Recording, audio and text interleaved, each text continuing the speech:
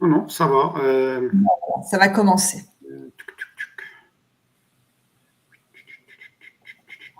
Alors bonjour à toutes et à tous, bienvenue sur Observe Actu TV.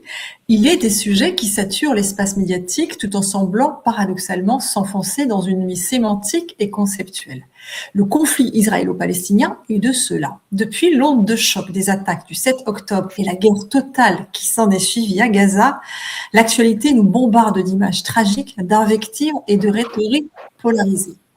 Pourtant, à force de regarder le conflit par le petit bout de la lorgnette de l'immédiateté, on en oublie l'histoire, on en oublie le droit et on finit par perdre le fil de la compréhension. Peut-on encore analyser cette tragique impasse sans céder à l'injonction de choisir un camp? Peut-on remettre de la science politique là où ne s'expriment plus que les passions? Pour en parler aujourd'hui, nous recevons un chercheur qui a fait de la rigueur et du temps long sa boussole. Raphaël Portella, vous êtes professeur en sciences politiques à l'Université de Bourgogne, chercheur au CREDESPO. Vous publiez aujourd'hui aux côtés de Charles Lambos Apostolitis un ouvrage limpide et salutaire intitulé « Le conflit israélo-palestinien à la lumière des événements du 7 octobre 2023 ». Un livre coécrit qui refuse le bruit et la fureur pour proposer des clés de décryptage historique, juridique et systémique. Bonjour, cher Raphaël, et merci infiniment d'être avec nous. Bonjour à vous, merci de m'accueillir. Alors, Raphaël Portella, pour ouvrir cette émission, une question directe. Dans le climat actuel où chaque mot est une mine réflexive, est-ce que le simple fait de publier un livre de chercheurs sur ce thème relève aujourd'hui de l'acte de résistance intellectuelle ?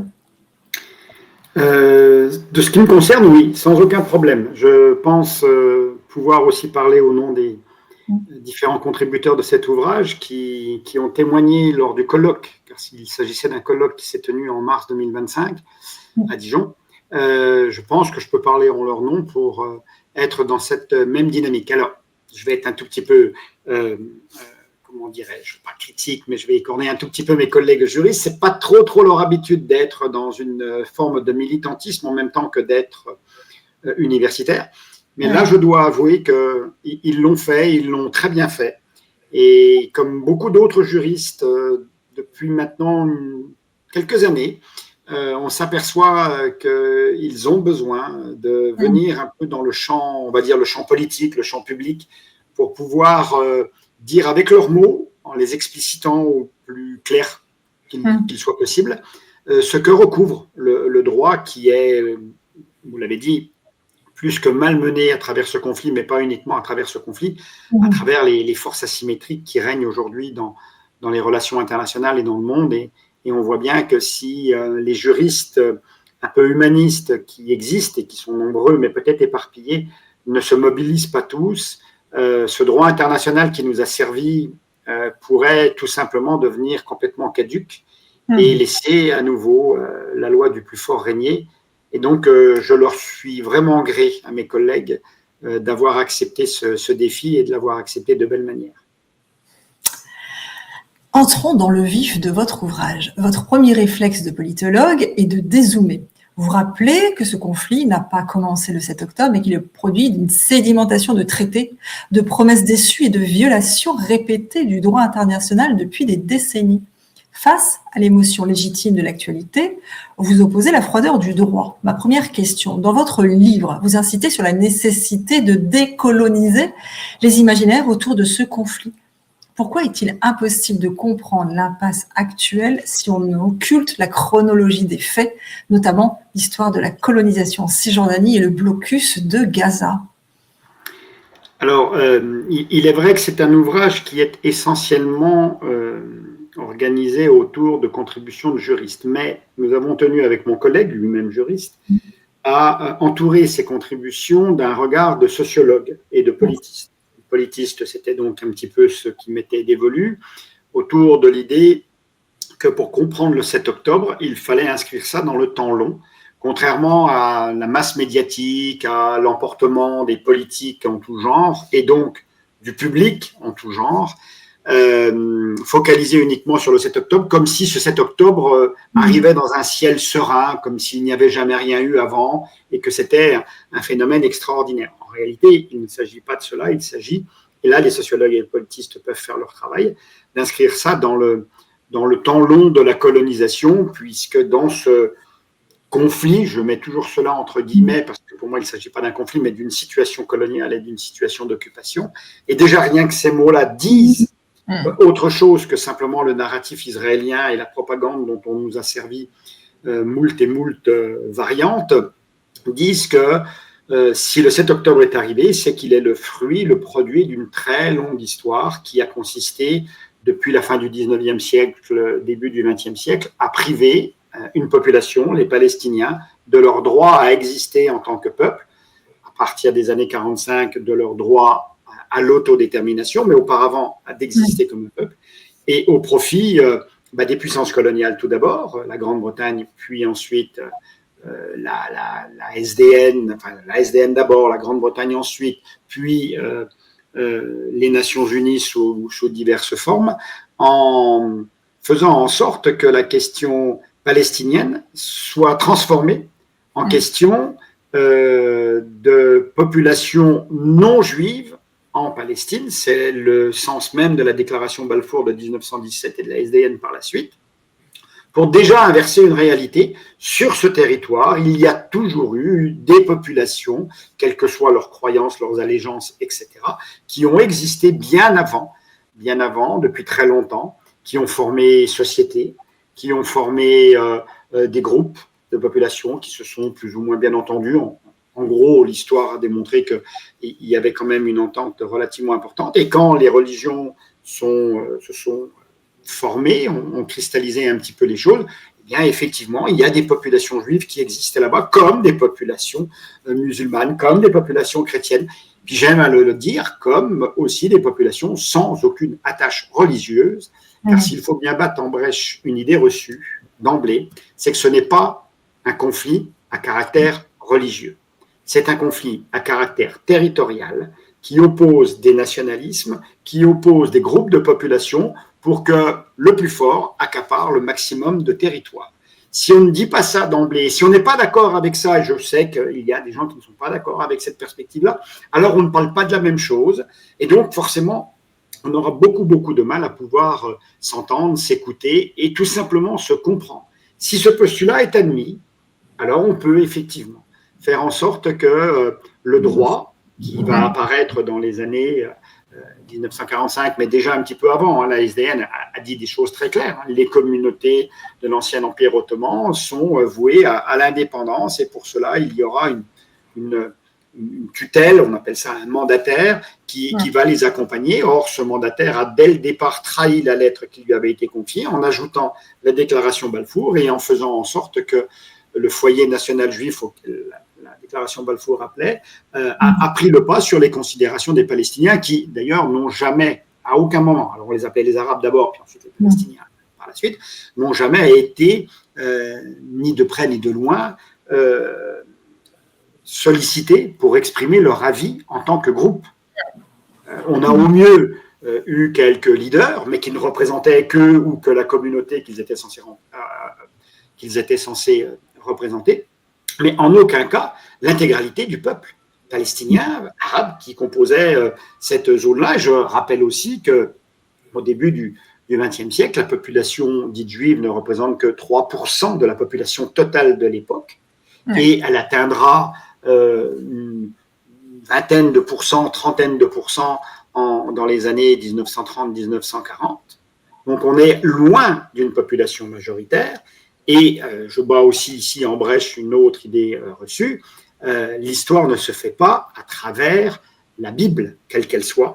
Ce n'est pas un texte religieux qui dicte les conditions d'octroi d'un territoire à un peuple, c'est l'histoire qui le dit, et l'histoire est de ce point de vue-là très claire. Là aussi, je crois que si sur cette base-là, il n'est pas possible de pouvoir s'entendre, si on ne peut pas arriver à avoir une discussion sereine sur cette question-là, et je pense que ça sera tout simplement pas possible. Et donc, depuis le 7 octobre, on a constaté qu'en effet, c'était très difficile.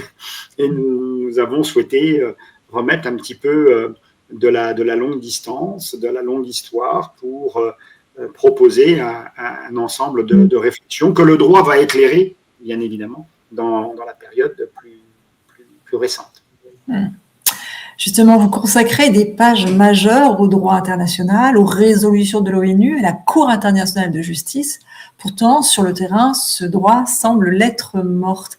À quoi sert-il encore de convoquer la légalité internationale quand la force brute semble être la seule règle du jeu?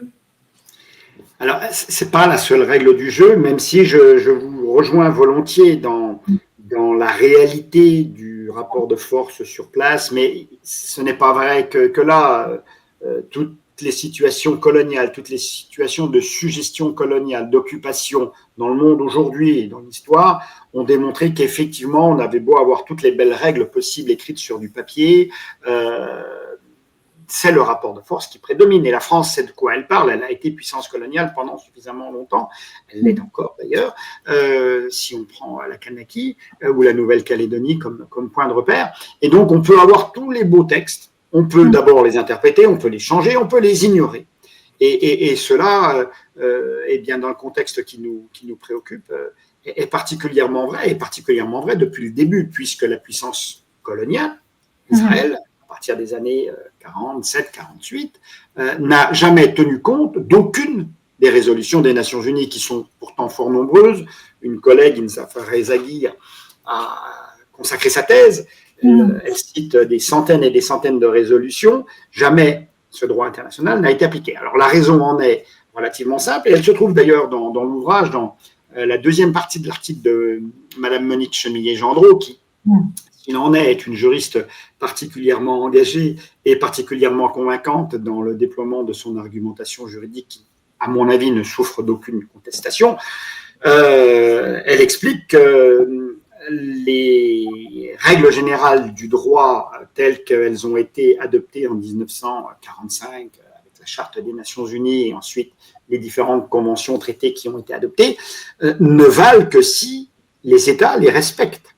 En entrant dans les Nations Unies, les États acceptent de respecter. D'ailleurs, Israël a signé cela en 1949 pour intégrer les Nations Unies. Je m'engage à respecter le droit international. L'année d'après, le gouvernement israélien disait tout le contraire. On n'acceptera de respecter que si nos intérêts ne sont pas menacés. Bon, à partir de là, voilà, on peut avoir toutes les distorsions possibles.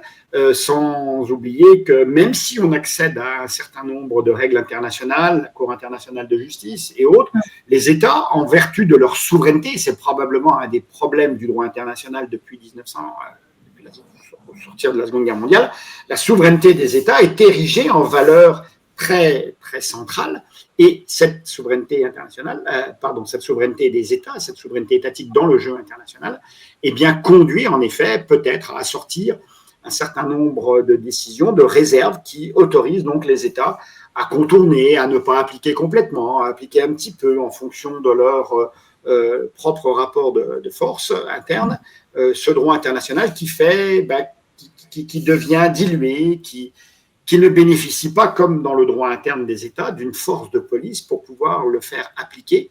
Ça, c'est l'autre élément que Monique Chemillé-Gendreau souligne.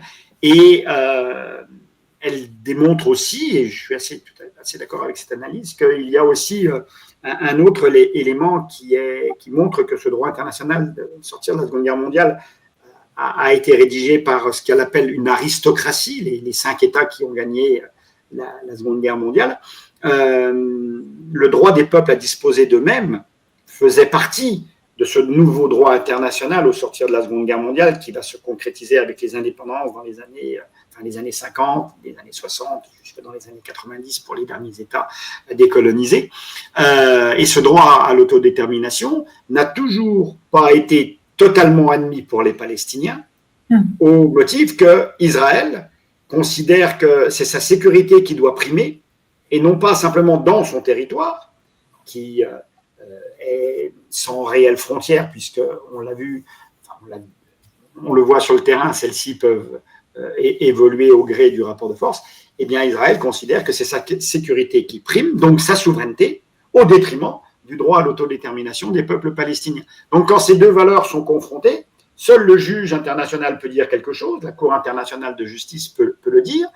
Elle l'a dit relativement clairement en 2004 dans un premier avis et dans un autre avis en juillet 2024, soit en 20 ans d'intervalle, le droit a été posé, mais en réalité, il était déjà dans beaucoup de résolutions.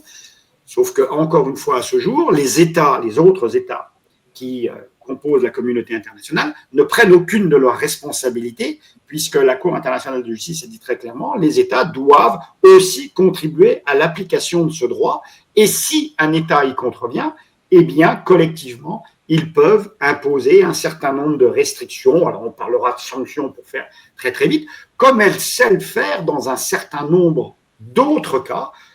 Vous connaissez le conflit ukrainien et russe, par exemple, mais on pourrait démultiplier les exemples où les sanctions sont prises et sont prises d'une manière très, très rapide, sans souffrir d'aucune discussion.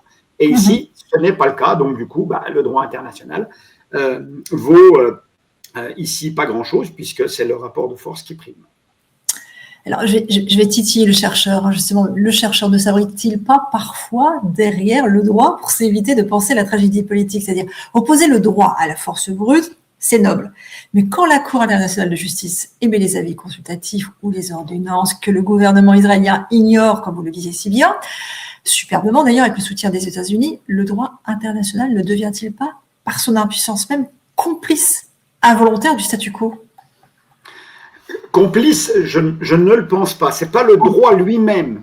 C'est pas le droit lui-même qui est complice. Le droit, au contraire, dit le droit. Pour le coup, les textes qui ont été rédigés, les avis rendus par la Cour internationale de justice en 2004 sur l'édification du mur et les conséquences que ça entraînait sur les populations palestiniennes avoisinantes, et l'avis de juillet 2004 sur une requête de l'Afrique du Sud, sur une requête de l'Assemblée générale des Nations unies quelque temps auparavant, qui n'avait rien à voir d'ailleurs avec le conflit lui-même, enfin avec la guerre elle-même depuis octobre 2023, cet avis dit très clairement le droit. L'occupation est illégale, la colonisation est illégale, les mesures discriminatoires imposées aux Palestiniens sur l'ensemble du territoire sont illégales, c'est-à-dire l'apartheid est illégal, tout ça en se référant au droit international.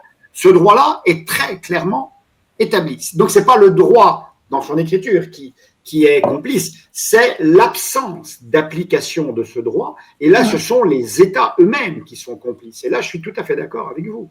Là, les États qui siègent au Conseil de sécurité, qui peuvent prendre des décisions, ne le font pas parce que 5 d'entre eux, les fameux 5 membres permanents du Conseil de sécurité, ont un droit de veto qu'ils peuvent utiliser comme ils l'entendent pour neutraliser des demandes notamment de sanctions en appliquant tout simplement la charte. Et on l'a vu relativement récemment dans la résolution 2803 du Conseil de sécurité des Nations unies qui accepte d'appliquer le plan Trump pour l'après-Gaza, c'est-à-dire le plan de reconstruction. Eh bien, les 2 États qui auraient pu se servir de leur droit de veto, la Chine et la Russie, auraient très bien pu bloquer cette résolution en disant on vote contre, comme les États-Unis le font à chaque fois qu'il s'agit d'Israël, ou comme d'autres États, la Grande-Bretagne ou la France, ont pu le faire auparavant, et bloquer cette résolution. Ils ne l'ont pas fait, ils s'en rendent, de mon point de vue, totalement complices. Alors on peut le voir, on peut le comprendre, entre guillemets, pour la Russie elle-même, dans un conflit où sa responsabilité est largement engagée. Pour la Chine, on voit bien qu'il s'agit d'autres intérêts, une sorte de paix internationale achetée à bon compte pour pouvoir continuer à faire du commerce et surtout bénéficier des transports de pétrole dont son économie a besoin. Bon, bref, le droit dit des choses, les États font en fonction de leurs intérêts vitaux personnels, et ce sont eux qui sont complices, pas le droit international en tant qu'écriture. Je ne veux pas me battre particulièrement sur cette notion-là, mais j'aime à le rappeler parce que, comment dire, si depuis 1945, on a quand même connu des évolutions au niveau du droit international, certains nombres de conflits se sont quand même apaisés, les règles ont été adoptées, il y a eu des zones dans lesquelles les tensions sont quand même apaisées, c'est grâce à ce droit. Il a été appliqué parce que les États l'ont voulu. À partir du moment où les États ne le veulent pas, Et dans ce contexte-là qui nous occupe du Moyen-Orient, pour faire très large, on voit bien que les intérêts ne sont pas des intérêts de juristes, ce sont des intérêts de ressources naturelles pour l'essentiel, et surtout, ne jamais remettre en cause le maillon important de l'impérialisme occidental dans cette zone, qui est Israël, et qui sert les intérêts des plus puissants. Donc, en face d'une machine militaire gigantesque, soutenue par les États-Unis, soutenue par l'Union européenne, qui fournit du matériel pour l'armement, de quoi bénéficie le peuple palestinien en termes de soutien? Quasiment rien, y compris d'ailleurs les États arabes qui ont montré leur duplicité, pour ne pas dire leur complicité, puisqu'ils ont tourné le dos à la population palestinienne depuis assez longtemps. En revanche, là aussi, les rues, l'opinion arabe de ces pays-là est totalement différente.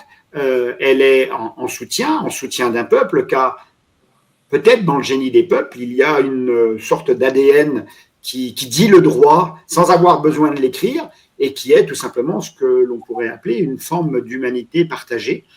Et il est vrai qu'aujourd'hui, on peut difficilement partager l'humanité de celles et ceux qui soutiennent le génocide sans ne rien dire. C'est clair. Lors de notre dernier entretien sur ce plateau, nous avions longuement débattu de l'expression qui sature les discours, l'ordre international fondé sur des normes. Vous nous disiez que cet ordre était de plus en plus contesté, voire court-circuité. Justement, dans votre nouveau livre, le cas israélo-palestinien apparaît comme le crash test ultime de ce système. On assiste aujourd'hui au Proche-Orient à un silence assourdissant des institutions et à un sifflement continu des missiles. Ce cadre juridique international que vous analysiez déjà comme fragile, est-il en train de devenir, à cause de ce conflit, une relique du passé? Le risque est grand. Le risque est grand. Je crois qu'on ne peut plus tout à fait dire la même chose qu'il y a peut-être 2, 3 ans, 10 ans, où il y avait une forme de volonté de continuer à utiliser ce droit international qui, je le répète, a toute son utilité encore et pour moi aura une utilité dans l'avenir, car c'est notre boussole avec laquelle on peut se diriger. Sans elle, l'anarchie, l'anomie seront très très grandes et cet ordre fondé sur des règles va voler en éclats. On est au début de cela, on est dans une poursuite de ce qui est en train d'être détricoté. Et je crois que de ce point de vue-là, si les États sont défaillants, alors quand je parle d'État, je parle des structures qui gouvernent les États, c'est-à-dire des individus, des êtres humains. On n'est pas dans des constructions tout à fait abstraites. Donc ces leaders, comme on les appelle, ces chefs d'État, ont bien conscience que par leur abstention, par leur complicité, voulue ou pas voulue, par leur absence de prise de position, et surtout par leur absence d'action, parce qu'on peut dire plein de choses et puis ne rien faire. La France sait très bien ce dont il s'agit, l'Union européenne de la même manière. Les États-Unis, eux, disent et font. C'est un peu différent, mais ils font en soutien du génocidaire.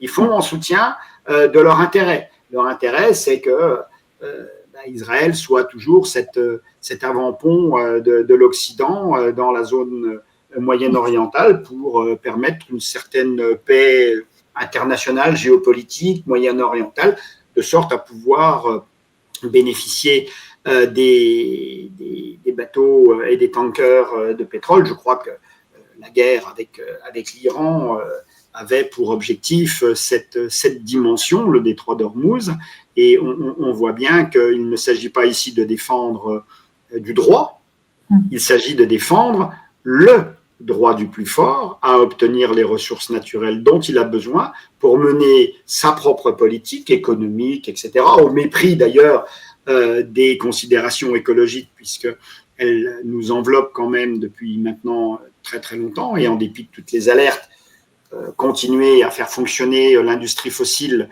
semble être plus que périlleux, mais il n'y a pas plus sourd que celui qui ne veut pas entendre ou qui ne veut pas voir. Et on s'aperçoit bien que de ce point de vue-là, les leaders, on va dire, du monde occidental, mais chinois, russes également, sont sur d'autres configurations qui ignorent l'intérêt des peuples.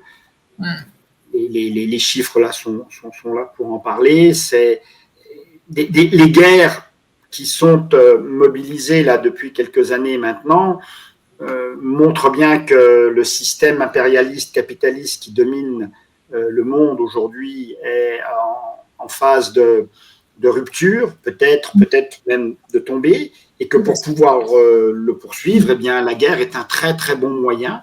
La militarisation des esprits, la militarisation des cœurs sont des moyens de propagande utilisés par tous les grands pays, y compris la France. Et ces sommes astronomiques dont on nous parle, je ne voudrais pas utiliser une phrase célèbre de notre président français, mais tout le monde l'a en tête, on s'aperçoit que cet argent-là pourrait peut-être, je ne sais pas, je tente une hypothèse, utilisé pour résoudre les questions sociales, environnementales et les besoins des populations les plus déshéritées, parce que finalement, à quoi ça sert de faire de la politique si c'est toujours pour être le plus violent, le plus fort, le plus militairement le plus fort, jusqu'au jour où on trouvera un adversaire encore plus fort. C'est une sorte de course sans fin, on va dans le mur, comme le disait un autre président français, et qu'il serait peut-être temps non plus de regarder à côté, mais de regarder en face l'avenir. Mais je pense que ces gens qui nous dirigent ont d'autres soucis, d'autres impératifs, et quand on voit ce qui se passe du côté d'Évian depuis aujourd'hui, là, avec la réunion du G7 qui n'est que la réunion des plus riches et des plus forts, on ne devrait même pas y prêter attention, et les journalistes devraient d'ailleurs faire tout l'inverse que de leur donner des espaces, parce que ce n'est pas là que les affaires du monde doivent se traiter, mais auprès des populations les plus en difficulté. Un travail considérable à mener. Abordons justement le procès en double standard, vous l'évoquiez, Kiev vs Gaza. C'est une critique que le Sud global formule de plus en plus bruyamment et que l'on retrouve en filigrane dans vos analyses. Le principe de souveraineté et le droit humanitaire sont invoqués avec force pour l'Ukraine, mais semblent s'appliquer de manière très sélective à Gaza. Est-ce que ce deux poids deux mesures n'est pas en train de tuer définitivement la crédibilité de l'ordre international? On en revient. Oui, et ça depuis longtemps. Et le conflit israélo-palestinien, que je mets toujours entre guillemets pour les raisons que j'évoquais tout à l'heure, bien évidemment, il y a contribué. C'est pas le seul qui y a contribué, mais celui-ci y contribue fortement, puisque ce deux poids deux mesures signifie qu'il peut y avoir des règles internationales. À nouveau, elles existent, elles sont écrites, lisibles, compréhensibles, toutes les langues, mais la loi du plus fort fait que on peut très bien les contourner, surtout ici, ne pas les appliquer, ce qui revient des fois à les contourner, ne pas les appliquer et laisser simplement cette possibilité à celui qui détient le pouvoir, que ce soit économique, militaire, c'est souvent d'ailleurs concomitant, de décider de la manière dont les règles vont être appliquées. Et dans le conflit israélo-palestinien, c'est le cas depuis 1947, depuis cette résolution 181. Je voudrais ici juste attirer l'attention sur un mot qui, moi, me pose toujours problème, parce que la traduction en français n'est pas extraordinaire. La résolution 181 de 1947 s'appelle la résolution sur le partage de la Palestine. Mais pour partager, il aurait fallu que les Palestiniens soient d'accord avec ce partage. Donc moi, je garderais volontiers le mot partition, en anglais, partition imposée de l'extérieur, sans que la plus grande partie de la population à l'époque ait été sollicitée pour émettre un avis dont personne ne pouvait bien savoir ce qu'il pouvait être à l'époque, même si on se doute que cette partition était bien évidemment jugée négativement. Certains l'ont dit, mais ce n'était pas complètement l'intégralité du peuple palestinien. Et je ferai remarquer aussi qu'une grande partie de la population juive diasporique n'était pas du tout, mais alors pas du tout d'accord avec l'idée d'un État palestinien, d'un État juif, en Palestine, bien au contraire. Aujourd'hui, d'ailleurs, Ilian Pappé d'un côté, Omar Bartov de l'autre, Norman Finkelstein dans son temps et d'autres ont largement démontré que cette dimension-là a été occultée parce qu'on ne voulait entendre parler que du sionisme comme seule idéologie possible. Si elle a un fond de nationalisme que je ne récuse pas et qui se comprenait dans l'époque fin du 19e, début du 20e, elle a aussi un fond colonial et suprémaciste qui trouve à s'exprimer depuis maintenant quelques années en Israël et qui démontre que la colonisation est forcément un racisme à l'égard des populations qu'elle veut expulser, effacer, génocider, puisque cette forme-là est quand même une forme extraordinairement violente. Pour pouvoir conquérir un territoire, bien, il faut effectivement, on disait ça des Indiens en Amérique du Sud ou en Amérique du Nord, il faut tuer l'Indien. Éradiquer. Eh bien, voilà, il faut éradiquer le Palestinien. Alors, sur ce procès en double standard, certains diplomates occidentaux répondent qu'on ne peut pas comparer une agression interétatique classique, la Russie contre l'Ukraine, avec un conflit asymétrique mêlant un État et un acteur non étatique pratiquant le terrorisme comme le Hamas. En tant que politologue, est-ce que cette distinction juridique est légitime ou n'est-ce qu'un habillage sémantique pour justifier une géométrie variable des droits humains ? Géométrie variable des droits humains, bien évidemment, parce que si il est assez clair que l'agression russe contre l'Ukraine méconnaît le droit international, le piétine, quelles que soient les raisons invoquées. Là aussi, en replaçant un peu dans le contexte historique de quelques décennies en arrière, des éléments d'explication de cette situation peuvent apparaître. Et là où il y a eu des tentatives de discussion, des tentatives de négociation, je pense aux accords de Minsk en particulier ou à d'autres, on voit bien que l'absence de volonté d'application correcte de ces différents textes a produit, ce qui ne devrait pas exister de mon point de vue, mais a produit la réaction épidermique de Poutine avec cette invasion en février 2022. Du côté israélo-palestinien, du côté de cette zone qui nous intéresse, je voudrais faire remarquer qu'il s'agit non pas d'un État qui répond à un organisme privé, quel qu'il soit, Hamas, Djihad islamique ou les branches armées d'autres factions palestiniennes, mais cela s'inscrit très clairement, et c'est pour ça que l'histoire est très importante, dans un contexte de colonisation et d'occupation. Et ici, le droit international le dit très clairement, les peuples colonisés ont le droit de résister à la colonisation et à l'occupation par tout moyen qu'ils choisissent, y compris la force armée. Or, deux éléments, la force armée chez les Palestiniens, je suis désolé, mais elle est quand même relativement moindre, si ce n'est quasiment inexistante. Bien sûr, il y a des requêtes artisanales, bien sûr, il y a des armes de poing, etc., etc. Mais qu'est-ce par rapport aux drones et aux F-35 israéliens ou aux chars ou aux bulldozers? Voilà. Là, on est dans une vraie asymétrie, c'est assez clair. Il y a, alors là, c'est pas, si on ne prend pas cette réalité pour pouvoir ensuite fonder notre discussion, et les scientifiques partent des réalités, du constat. Si on n'accepte pas ce constat, alors je ne sais pas de quoi on parle et je pense qu'on n'est pas, à mon avis, très, très scientifique pour le coup. Une fois ce constat établi, et on s'aperçoit qu'effectivement, c'est un élément qui est très, très important et qui est très douloureux à faire mentionner, mais c'est qu'un peuple a le droit de résister avec les moyens qu'il se donne à des colons, à des colonisateurs et à des occupants. Le Hamas a commis incontestablement des actes criminels qui relèveront du droit international si une enquête internationale indépendante est diligentée et opère un vrai travail pour y parvenir, rappelant que probablement tous les décideurs ont déjà été éradiqués par la violence génocidaire de l'État d'Israël.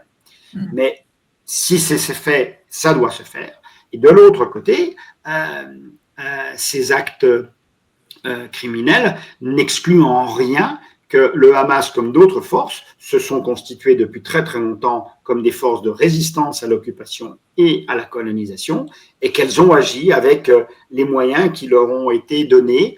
Ça n'exclut aucunement de porter un regard négatif sur des exactions qui auront été commises. Ça, moi, j'ai pas de souci avec cette idée-là. Néanmoins, je ne vois pas en quoi on ne peut pas considérer que ces actes militaires, puisqu'il s'est agi au départ d'actes militaires, hein, les preuves existent là maintenant, les 4 objectifs militaires poursuivis par le Hamas et les autres membres des forces de Gaza ont été très clairs là-dessus. Bon, on n'en entend jamais parler parce que les médias font que leur boulot à moitié, mais ça, je suis désolé, mais c'est pas vraiment nouveau quand on veut effectivement dépeindre une situation qui permet de justifier a posteriori toutes les exactions génocidaires qui vont être commises. Et ça, je pense que c'est relativement clair. Donc les deux ne sont pas sur le même registre, en effet, mais l'un ne peut pas être utilisé pour l'autre, pour justifier l'autre, et inversement. Il faut prendre les contextes pour ce qu'ils sont. Le droit est valable dans toutes les circonstances. Encore une fois, il s'agit, pour terminer, de la volonté des États de l'appliquer ou de ne pas l'appliquer et de lui donner une certaine perspective. Parce que là, si en effet on continue dans ce sens-là, je ne suis pas de nature très très pessimiste, mais j'avoue que de temps en temps, l'intellect nous laisse à penser que l'on peut devenir pessimiste, parce que voilà, les petits morceaux de lumière que l'on pourrait avoir sont relativement peu nombreux, et je crains que le pire puisse arriver. Je m'entretiens très très fréquemment avec des collègues palestiniens, avec des collègues israéliens avec qui nous avons des échanges, et leur pessimisme est grand également.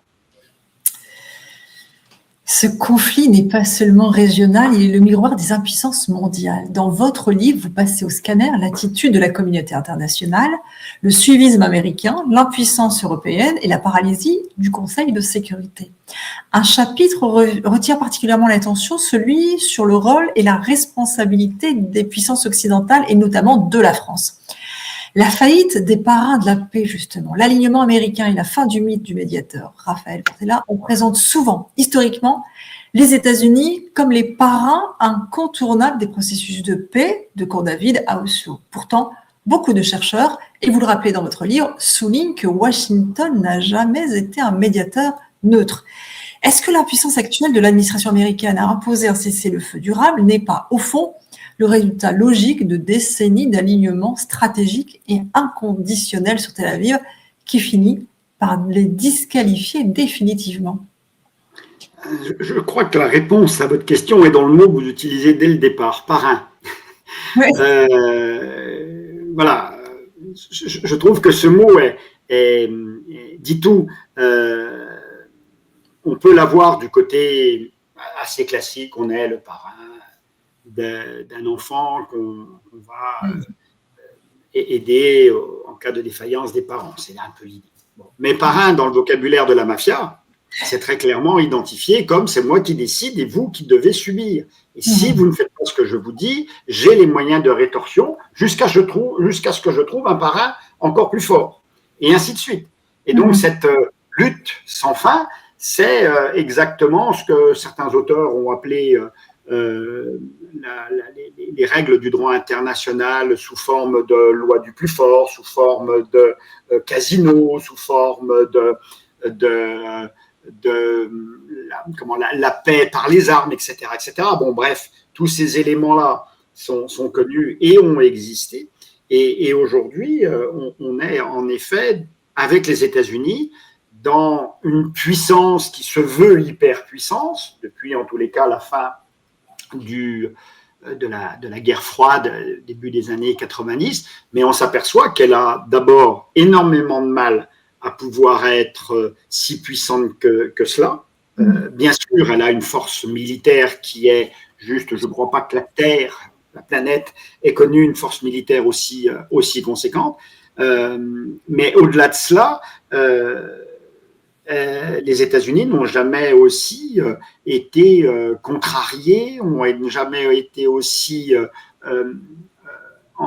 en but avec de nombreux États, bien sûr les Suds pour une partie, bien sûr d'autres pays occidentaux, et même tout récemment, il me semble que les divergences d'appréciation entre Israël et les États-Unis sur la conduite de la guerre en Iran montrent que on ne peut pas tout seul vouloir régner, vouloir régler l'ordre du monde. C'est sans doute le côté mégalomane de Trump qui conduit, mais je ne pense pas qu'aucun des présidents qui l'ont précédé n'ait vraiment dévié de cette manière, de cette logique-là. C'est juste peut-être des ajustements et des personnalisations, mais les États-Unis se disent eux-mêmes avoir un destin planétaire. Ferait-il mieux de s'occuper déjà de leurs propres ressortissants, de leurs propres questions sociales, économiques et environnementales, que de vouloir être en capacité de régenter le monde. Bien sûr, c'est le pays qui a le plus de bases militaires à l'étranger dans le monde.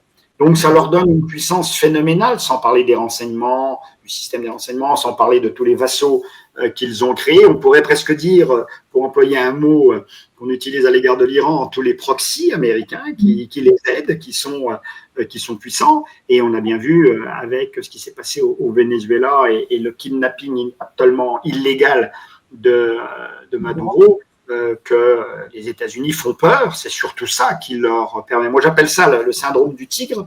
Le tigre est pas un animal qui attaque beaucoup, mais qui montre qu'il peut attaquer.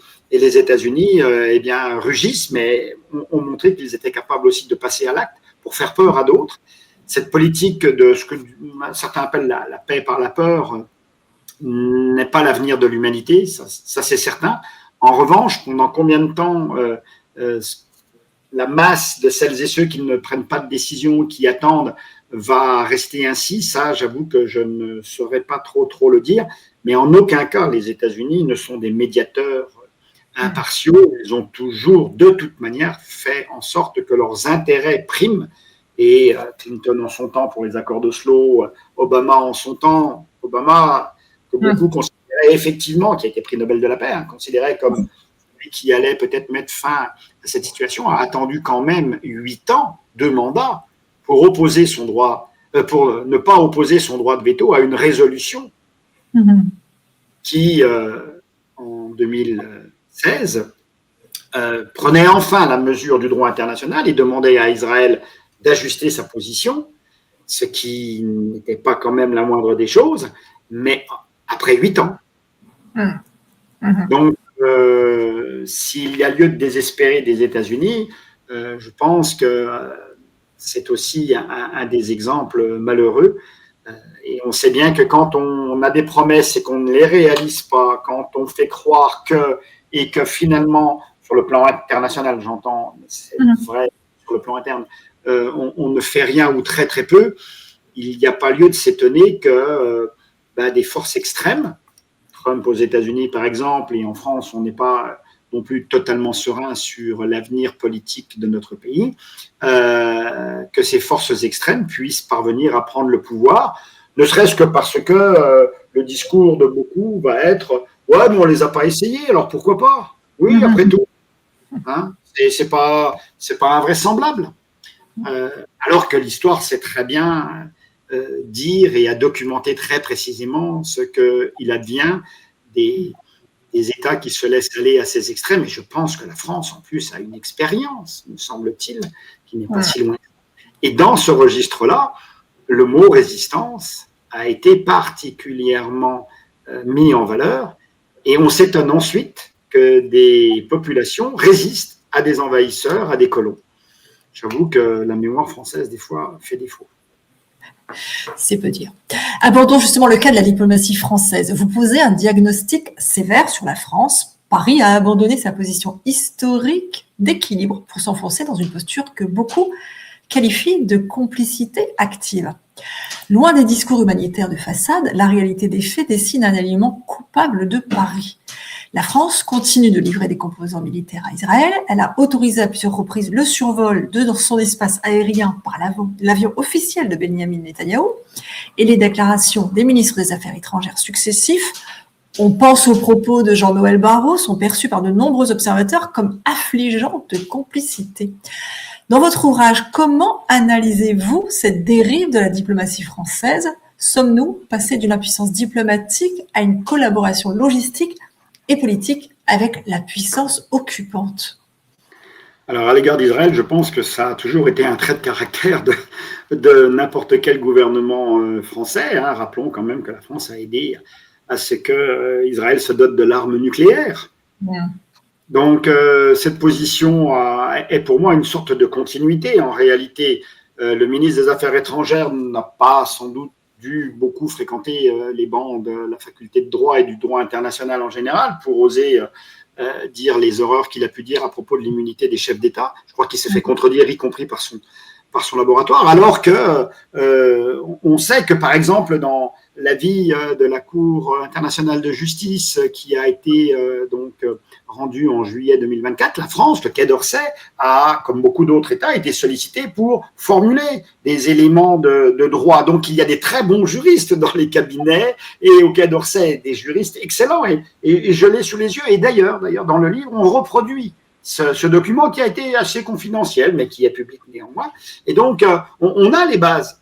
Pourquoi est-ce qu'aucun homme politique, une femme politique, n'est en mesure de reprendre ce que les services compétents d'un ministère, celui des Affaires internationales, a dit très clairement devant la Cour internationale de justice? Voilà, ça veut dire donc qu'il y a manifestement une volonté de ne pas heurter les intérêts d'Israël pour des raisons, je pense que maintenant tout le monde connaît et qu'on ne veut pas remettre en cause, pour des raisons que je qualifie, moi, de profondément racistes, parce que la politique arabe de la France a complètement dévié après Jacques Chirac pour devenir une politique israélienne du Moyen-Orient, ce qui n'est pas tout à fait la même chose, et puis parce que on a peur des États-Unis. Il suffit de voir à nouveau le tapis rouge qui est livré à Donald Trump là dans les jours aujourd'hui et demain pour montrer que il faut absolument qu'on soit à côté des États-Unis. Rares ont été les présidents français qui finalement ont eu une posture forte pour dire stop, on ne peut pas être des suivistes tout le temps, on a une vraie politique, on est quelque part aussi habilité à dire le droit, les valeurs, les principes, et surtout à les appliquer, parce que c'est ce qui manque à nouveau le plus, c'est les appliquer. Le dire, c'est presque facile, le faire, c'est compliqué. Alors, je ne dis pas que la France ne fait pas, je dis qu'elle fait timidement. Bien sûr, c'est toujours un petit peu chaotique, mais les prises de position très, très rapides de la France après le 7 octobre sur le droit de se défendre d'Israël, sur le droit international qui autorise ce qu'Israël a fait, etc., etc. Bon, là, j'avoue que c'est sans doute l'émotion qui a guidé ces propos-là. C'était juste hors champ.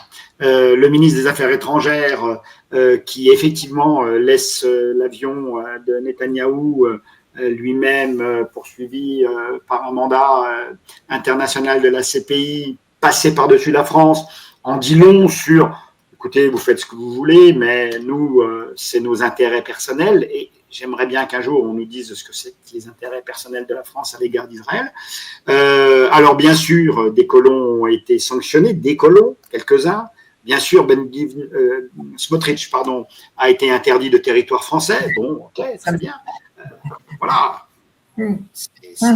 C'est des vraies positions, ouais, effectivement. En attendant, la France continue toujours à fournir des composantes, du matériel pour alimenter l'armement israélien, lequel est utilisé pour massacrer des Palestiniens à Gaza, mais aussi en Cisjordanie, ne l'oublions pas. La Cisjordanie est un territoire qui est menacé d'annexion à vitesse grand V. Israël a pris un certain nombre de décisions depuis là quelques semaines, quelques mois. Je n'ai pas souvenir que la France ait véritablement protesté au-delà de oh oui, c'est pas bien, mais non, il ne faudrait pas aller si loin. Voilà, bon, ça c'est ce qu'on appelle le langage diplomatique. Il y a les moyens en France pour pouvoir peser de tout son poids sur Israël. L'Union européenne est le premier partenaire commercial d'Israël. La France est un partenaire, pas important, mais un partenaire. D'autres pays le sont.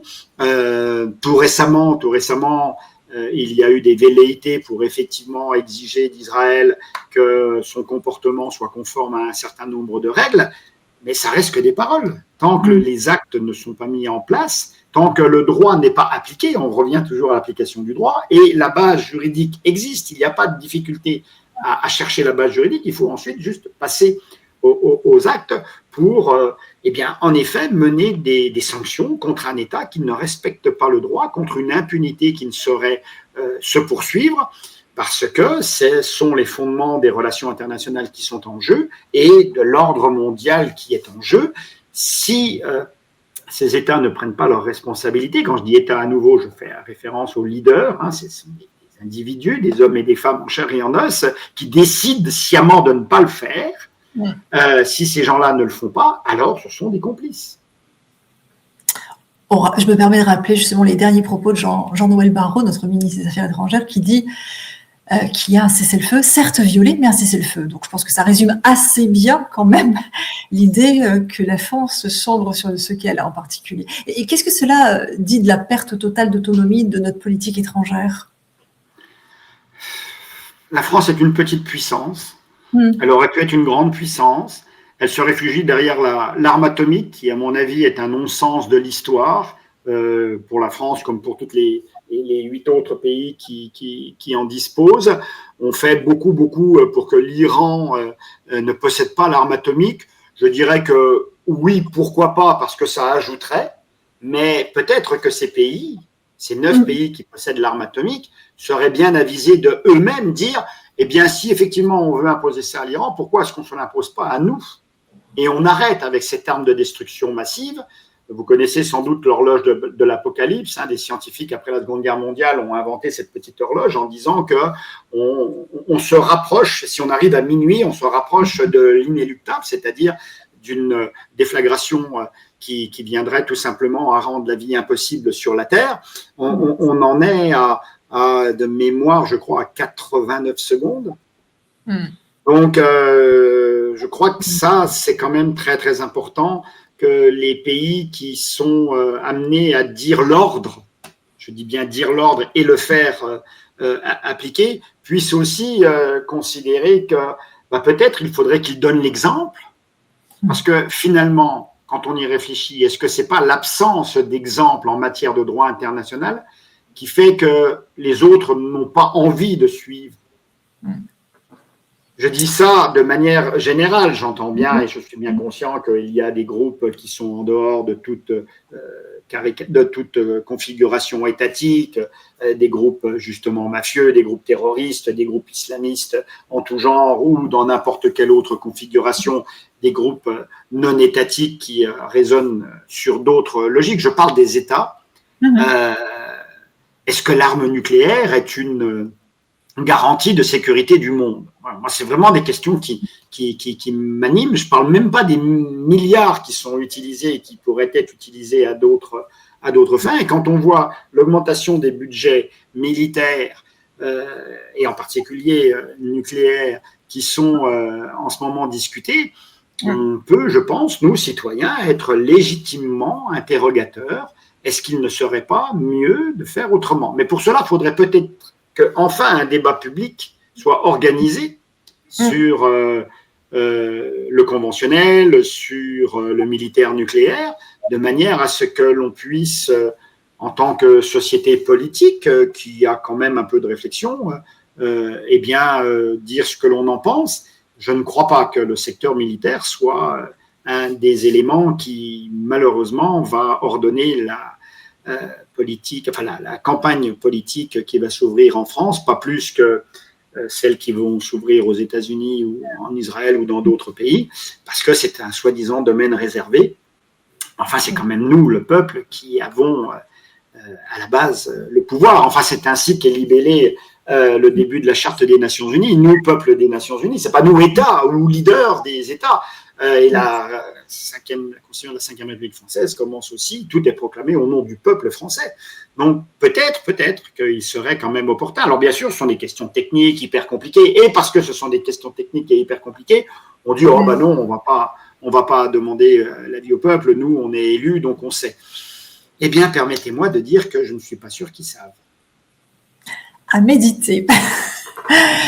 Venons-en à l'avenir et brisons ce qui est devenu le plus grand tabou diplomatique de notre époque. 32 ans, cela fait 32 ans que les accords d'Oslo, signés en 1993, ont consacré la solution à deux États comme l'unique horizon international. Un accord que le grand intellectuel Edward Said qualifiait déjà à l'époque de Versailles palestinien, une capitulation sans garantie du droit à l'autodétermination.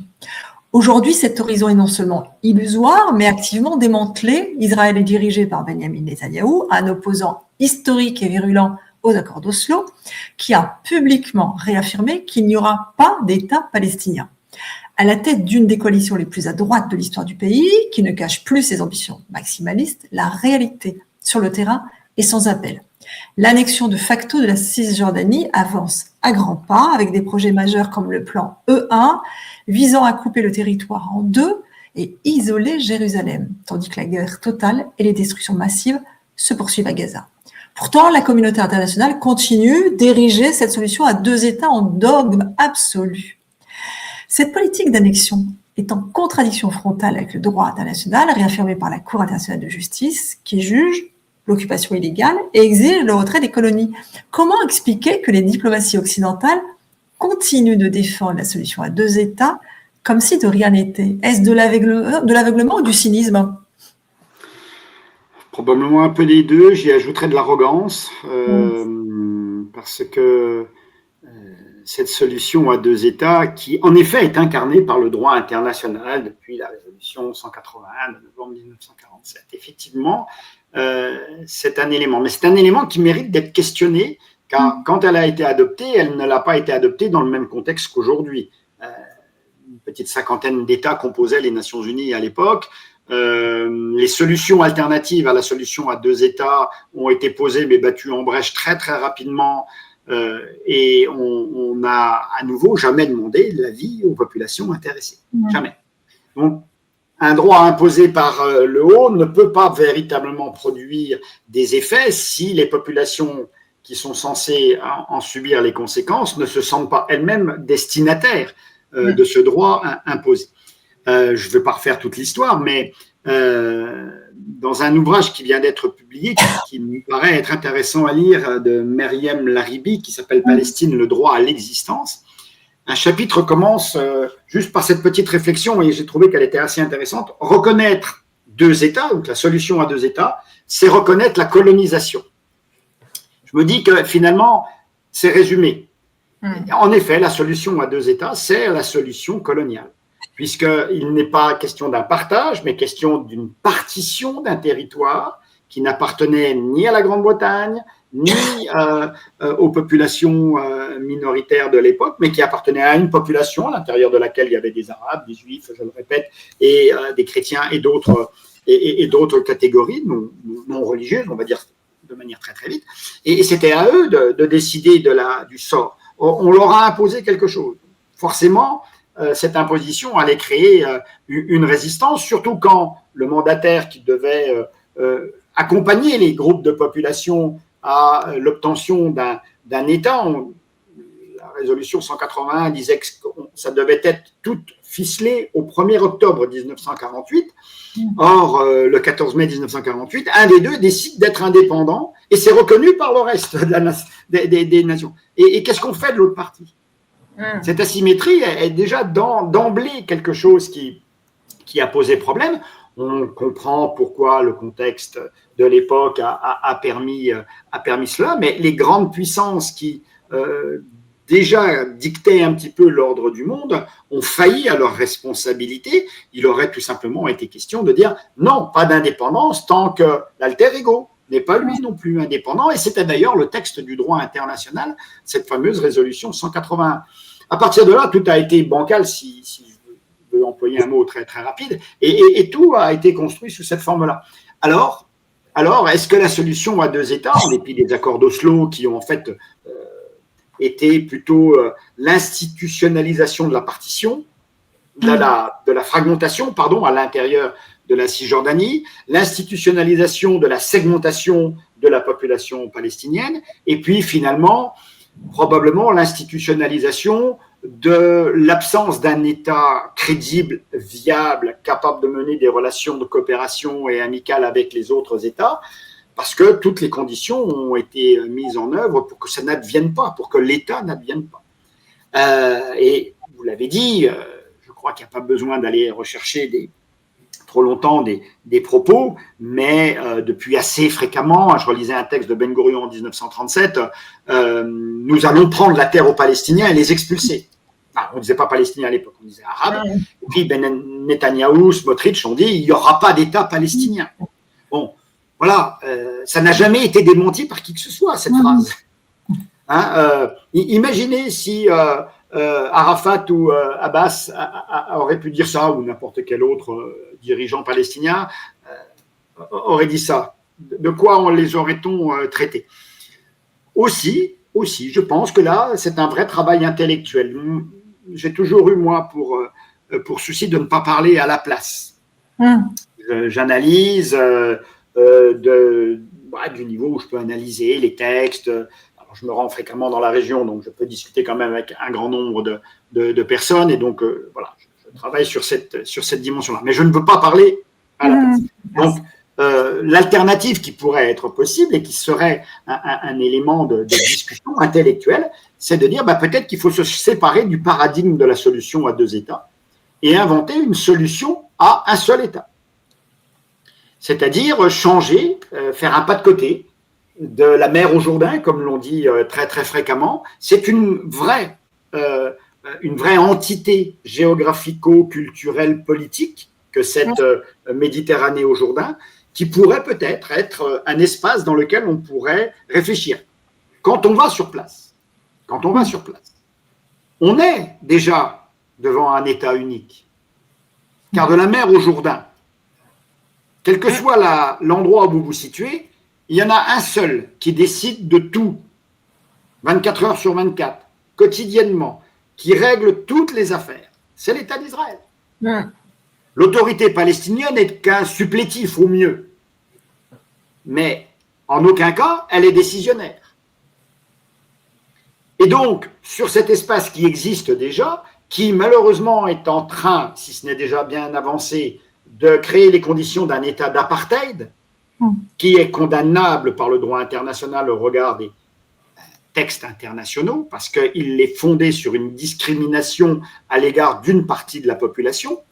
Là aussi, en allant sur place, il suffit de traverser un peu Israël, d'aller dans quelques villes du nord, Jaffa, Haïfa ou d'autres, pour voir ce dont je parle, et ensuite de venir en Cisjordanie. Bon, je ne parle pas de Gaza, moi je n'ai jamais pu y aller, toujours un peu contraint à ne pas pouvoir y aller, mais dans le reste de la zone, on voit très très nettement comment la géographie s'est organisée, comment ce qu'on appelle la Nakba de 1948, qui était l'expulsion massive de Palestiniens en espérant qu'ils puissent même ne jamais revenir, les réfugiés palestiniens, comment ce travail-là s'est poursuivi pendant 80 ans à peu près, avec cette volonté de mettre à l'extérieur les Palestiniens. Donc c'est une réalité unique. Peut-être, je dis bien intellectuellement, peut-être serait-il intéressant de réfléchir à ce que certains ont déjà commencé à bien avancer, le One Democratic State ici, ou A Land for All là-bas, ou d'autres configurations binationales, comme Shlomo Sand a pu le dire dans un de ses récents ouvrages. On a de multiples versions, d'autant que ces versions ont une très longue tradition historique.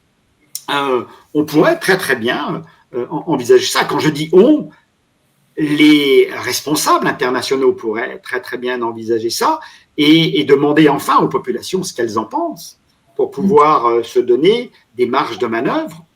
Alors, on dit qu'aujourd'hui, c'est très difficile car le niveau de haine est tel que, oui, sans aucun doute, psychologiquement, c'est un peu délicat. Mais rien n'interdit intellectuellement de continuer à le penser. Et de toute manière, quoi qu'il advienne, quelle que soit la solution, y compris la solution à deux États, il y a un mot qu'il ne faudra jamais oublier et qui sera au cœur de tout, c'est la justice. Si, et je ne parle pas de droit, je parle de justice, si il n'y a pas de justice, c'est-à-dire la reconnaissance de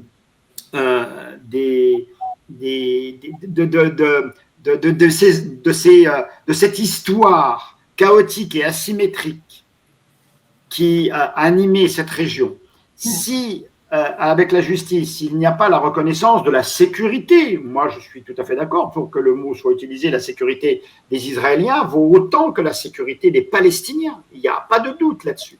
Si cette notion de sécurité n'est pas aussi au centre, mais pas en faisant un surplomb et puis tout le reste n'est que viatique, si cette sécurité, ces droits bafoués, cette histoire qui a été une histoire de dépossession, d'effacement, d'humiliation, si tout cela n'est pas pris en compte, et j'y ajoute un élément cardinal, si le droit des réfugiés au retour n'est pas pris en compte, alors il n'y aura pas d'issue, que ce soit une situation à deux États ou une situation à un État, il y aura soit un génocide prolongé, et donc on en sera témoin, et je ne sais pas ce que nos enfants vont en dire, soit une situation d'apartheid, et j'ai beaucoup travaillé sur l'Afrique du Sud, j'y ai consacré mes travaux de recherche initiaux dans ma thèse, donc je vois très bien ce que ça peut être, ça peut durer longtemps, soit c'est une solution d'ouverture qui permet au groupe de population, il y a des leaders, il y a de la jeunesse qui peut réfléchir sur ces questions-là, il y a des intellectuels bien évidemment, hommes et femmes, qui peuvent réfléchir sur ça, et je crois que ça a déjà été bien engagé du côté israélien comme du côté palestinien, avec cette justice autour. Sans ces éléments-là, il est fort à parier qu'en effet, le droit soit non seulement encore une feuille juste écrite, un papier, sans aucune autre valeur, et surtout, moi je pense aux populations qui sont dans un état de délabrement, aussi bien à Gaza, de manière terrible qu'en Cisjordanie aussi. Et je ne pense pas non plus que psychologiquement, la population israélienne soit non plus dans un état d'être si bien avancé. Je crois que beaucoup de psychologues ont commencé à travailler sur les problèmes psychologiques que la population israélienne est en train de rencontrer. Voilà, je crois qu'il serait peut-être temps d'ouvrir une fenêtre, un pas de côté, pour que soit mis à distance ce qui gangrène un petit peu tout ça, la colonisation, le nationalisme, le caractère ethnique de certaines configurations, pour en faire quelque chose qui soit véritablement démocratique et laïque pour tous ses habitants. Je crois que l'espace qu'il y a entre la Méditerranée et le Jourdain le permet. C'est un pays qui est politique, c'est un pays qui arrache toujours un petit peu les émotions, si ce n'est les pleurs quand on le voit, aussi bien du côté israélien que du côté palestinien. Je ne parle même pas de la magnifique ville de Jérusalem. Je crois qu'on devrait être capable, en tant qu'être humain, de se montrer à la hauteur et de projeter peut-être sur l'avenir un petit peu d'espoir. C'est pas de l'utopie, je ne crois pas, parce que je ne suis pas le bon. Je n'en ai pas du tout la paternité, mais je ne vois pas autrement comment on pourra être capable de dire à nos enfants ce qui s'est passé et ce qu'on n'a pas fait. Camus disait qu'ils avaient beaucoup de pouvoir, ils auraient pu tant faire et ils n'ont rien fait. J'aimerais bien qu'on puisse faire quelque chose d'autre. Et voilà, c'est aussi pour ça que depuis quelques années, je travaille sur ce conflit, sur d'autres, et que je termine toujours en essayant de donner un petit peu d'espoir parce que j'ai rencontré des gens vraiment assez extraordinaires, pas uniquement des intellectuels ou des universitaires, des gens, voilà. Et je crois que c'est quand même vers eux vers qui à la fois la pensée et le cœur doit aller. C'est d'ailleurs le sujet de la thèse de Naji El-Khatib, One Democratic State, que j'avais interrogé. Formidable. Donc, on va rester sur cette touche de positif pour faire face finalement au pessimisme que vous aviez évoqué, alors que la dernière fois, dans le dernier entretien, c'était vous étiez un éternel optimiste. Donc, on va garder cette petite touche. Le constat, en tous les cas, est exigeant, mais il a le mérite de la clarté. On comprend à vous lire que la paix ne sera pas le fruit d'un miracle, mais d'un retour courageux aux principes fondamentaux du droit. Je rappelle donc le titre de votre ouvrage, indispensable pour sortir des postures et des slogans. Le conflit israélo-palestinien, disponible en librairie. Professeur Raphaël Portela, merci d'avoir apporté votre éclairage de chercheur sur notre plateau et d'avoir prolongé avec nous cette réflexion essentielle sur l'état de l'ordre international. Merci. Merci beaucoup pour votre invitation. Quant à vous, merci de nous avoir suivis sur Observe Actu. À très bientôt. Abonnez-vous. Prenez soin de vous. À bientôt, Raphaël.